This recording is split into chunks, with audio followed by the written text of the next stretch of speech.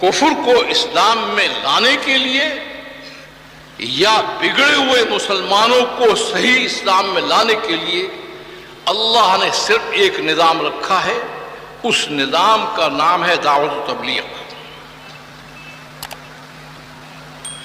پوری تاریخ انسانیت کو چھان لیجیے، کبھی کفر اسلام میں نہیں آیا ہے سوائے اصحاب دعوت کی، اور کبھی بگڑے ہوئے مسلمان صحیح اسلام کے اندر نہیں آئے ہیں سوائے اصحاب دعوت کی.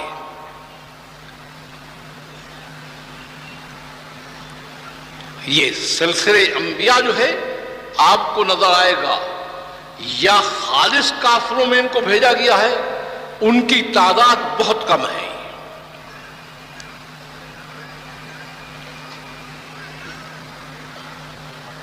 غیر مسلموں اور کافروں کی طرف جو انبیاء علیہ السلام بھیجے گئے ہیں ان کی تعداد بہت کم ہے.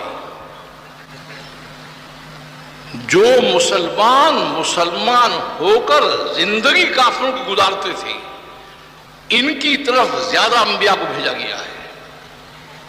اکثریت انبیاء کی وہ ہے جو ایسے مسلمانوں کی طرف بھیجی گئی ہے جو مسلمان ہو کر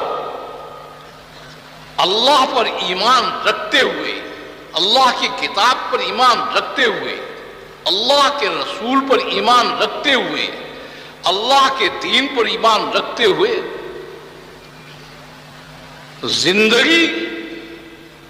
زندگی گزارنے کا جب آتا ہے تو وہ غیر مسلموں کی طرح گزاریں. ان کی طرف جو انبیاء بھیجے گئے ہیں ان کی تعداد بہت زیادہ ہے. اور اگر آپ تاریخ میں تلاش کریں گے تو آپ کو ایک چیز عجیب نظر آئے گی. یا خالص مسلمان آپ کو پوری دنیا پر چھائے ہوئے نظر آئیں گے، یا خالص کافر آئیں گے. اس دنیا کے نظام میں اللہ کا جو نظام ہے وہ کیا ہے؟ اگر خالص مسلمان ہیں تو وہ آپ کو نظر آئیں گے اوپر،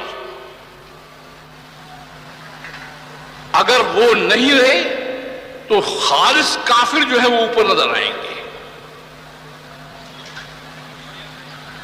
یہ طبقہ جو مسلمان ہوا ہے بلحاظ اللہ پر ایمان رکھنے کے، اللہ کے کتاب اور اللہ کے رسول پر ایمان رکھنے کے، اللہ کے دین کو حق جاننے کے، جو غیر مسلموں کی زندگی اپنا کر چلتا ہے، یہ تاریخ میں ہمیشہ آپ کو مار کھاتا ہوا نظر آئے گا.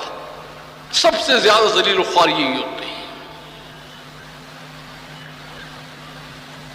یہ جو آج آپ کہتے ہیں نا کہ کافر جو ہے وہ مسلمانوں کو یہ کر رہے ہیں وہ کر رہے ہیں، کافر کچھ نہیں کر رہا ہے. یہ تو اوپر کے نظام میں طے ہے، وہ نظام سارا کام کرا رہا ہے. وَقَضَيْنَا إِلَىٰ بَنِي إِسْرَائِيلَ فِي الْكِتَابِ لَتُفْسِدُنَّ فِي الْأَرْضِ مَرَّتَيْنِ وَلَتَعْلُنَّ عُلُوًّا كَبِيرًا فَإِذَا جَاءَ وَعْدُ أُولَاهُمَا بَعَثْنَا عَلَيْهِمْ عِبَادًا لَنَا أُولِي بَأْسٍ شَدِيدٍ فَجَاسُوا خِلَالَ الدِّيَارِ وَكَانَ وَعْدًا مَفْعُولًا. کہتے ہیں یہ انہوں نے تمہارے ساتھ تھوڑی دیا ہے، کان وعدًا مفعولا، یہ نظام میں طے ہے یہ بات کہ مسلمان ہو کر زندگی غیر مسلم کی گزارے، شکلیں ان کی بنائے، کھانے پینے کا راستہ ان کا اختیار کرے، رہنے سہنے کے طریق ان کے اختیار کرے.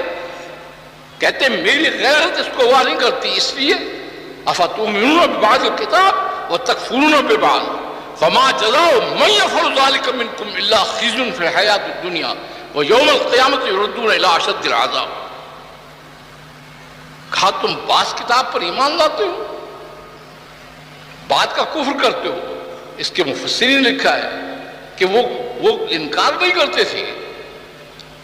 وہ کیا کرتے تھے کہ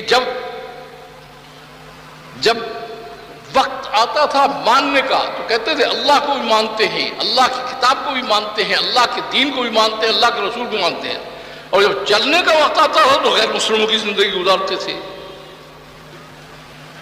اب اس کے لیے کیا کہا ہے کہ دنیا میں ان کو سب سے ذلیل اور خوار رکھنا یہ میری ذمہ داری ہے، اللہ کہتے ہیں۔ اب کون عزت دے؟ بنائے جاؤ منصوبے، آپ اسکیمیں چلائے جاؤ، شور مچائے جاؤ، بنتا کیا اس سے؟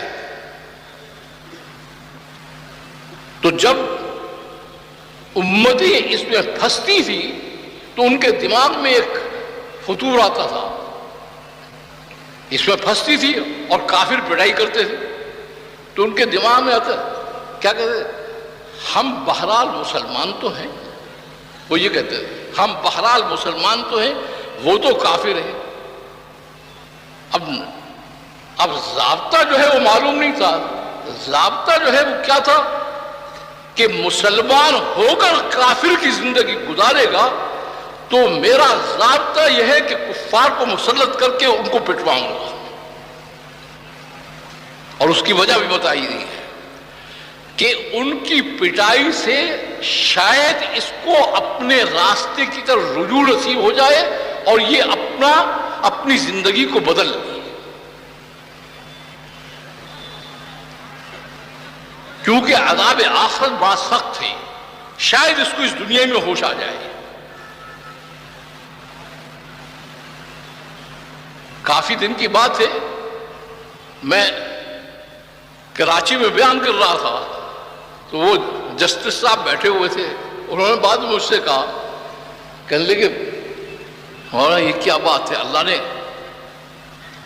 مسلمان تو ہیں نا، بہرحال ان کے لیے اتنی سخت سزا کیوں کر رکھی ہے کہ دنیا میں ان کو ذلیل و خوار کر کے رکھوں گا اور آخرت میں اشد عذاب کی طرف لوٹا دوں گا، بہرحال مسلمان تو ہیں۔ میں نے کہا جسٹس صاحب یہ بات آپ مجھ سے پوچھ رہے ہیں، روز تو ملاوٹ والوں کو آپ سزا دیتے ہیں کہ اس نے دودھ میں ملاوٹ کی ہے، اس نے مرچوں میں ملاوٹ کی ہے، اس نے فلاں میں۔